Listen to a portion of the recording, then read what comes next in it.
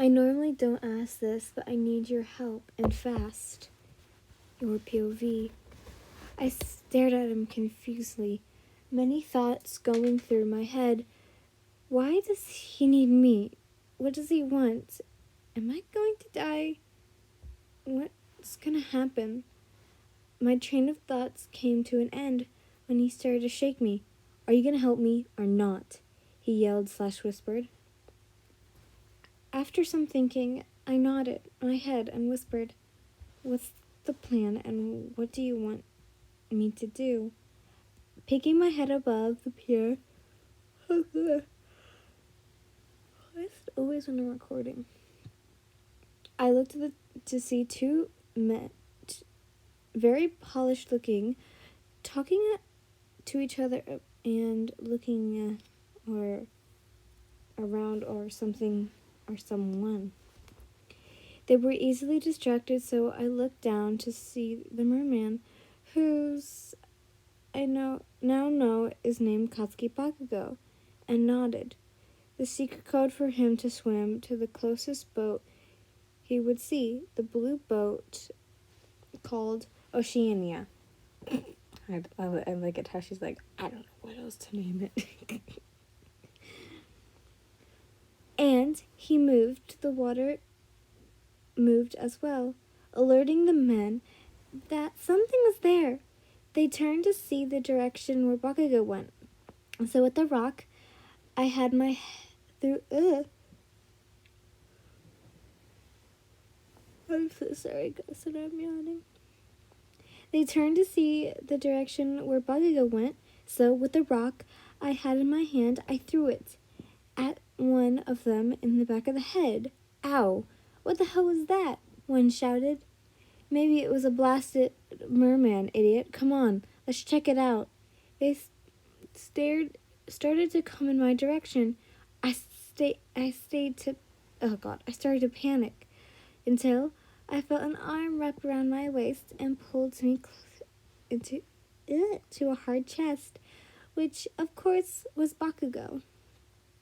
He swam us to the boat and pushed me up onto it.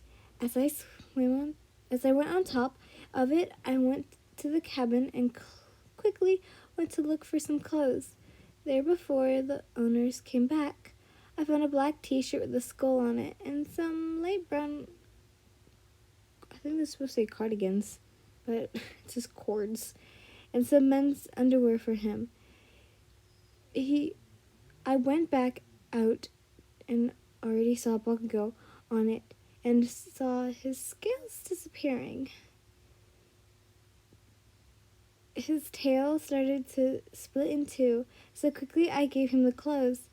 Put these on that first, I told him. He nodded and turned away. I turned away. I heard movement on the pier and saw the men coming closer to us. Are you done yet? We need to go. I'm going as fast as I can, woman, he spat. Now the men started, scouring,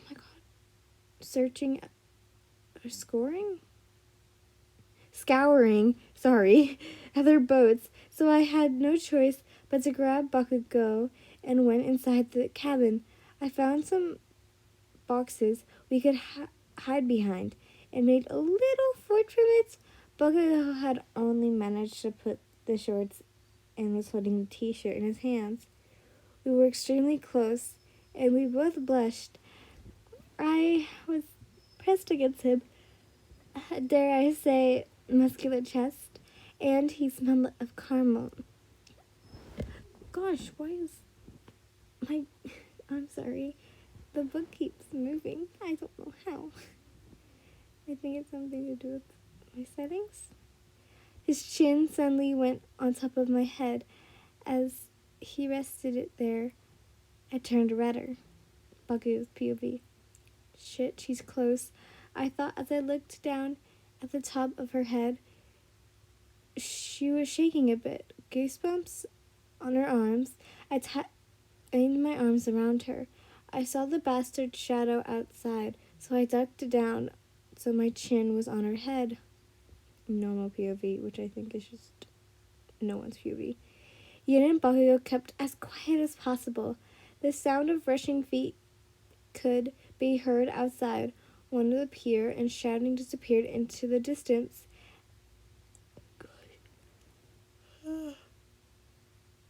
Why is it? Oh, it's not recording. I know I said that, but like still. As all went quiet, Yin stood up and helped Bakugo up as well, since he wasn't used to his new feet. I'll take you back to my place so we can rest, and then I'll figure out a way to take you to a safer place after that. Bakugo nodded and tore. Oh my gosh. It literally says tore. To put on the shirt over his head, but struggled. Yin noticed this and decided to help. She held him, told him to bend down a bit and put the shirt over his head. She had a glimpse of his abs and couldn't stop the redness appearing on her face.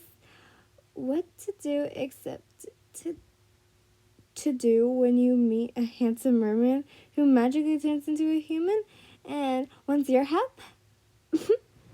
Anyways, she held his hand and guided him back to the pier and back to his small apartment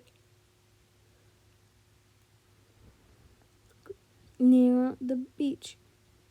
He was so confused about all these new things around him. How can doors open without touching them? What is this thing that they're talking about? Millions of unanswered questions went through his head as they reached Yin's apartment. You can stay in the bathtub for tonight, she told him, and he nodded. What the fuck is that? He pointed towards the couch. It's a couch. It's where humans sit down when they're tired. I'll fill the bath with water. Wait here. She went to the bathroom. After that, she got him to the bathroom and told him to take off his clothes. As he did that, she turned around and told him to get into the tub. I'm in, so what now? She turned around and saw him in a hit. His tail was too big for it, and the water was dripping everywhere.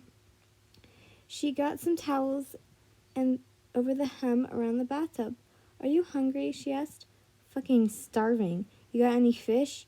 She nodded and went to get some fish for him in the kitchen. After finishing his food, looking out into the window, it was dark outside. I can take you back into the ocean now if you want to, she told him, but he shook his head and had a grumpy look on his face. I ain't moving again, dumbass. I'm staying here and you can't do shit about it, he told her. Could you please stop swearing? She pleaded. He just smirked at her. Nope. I do what I want when I want, dipshit. I feel bad for all the mess-ups and the yawns. I just don't know why. It's just when I always record videos, I gotta yawn, no matter what. Yippee! So, the next one will be a werewolf Bakugo. In this Bakugo one-shot, but, we're going back to the Fantasy AU one, which would be... Ooh, this was a plot one.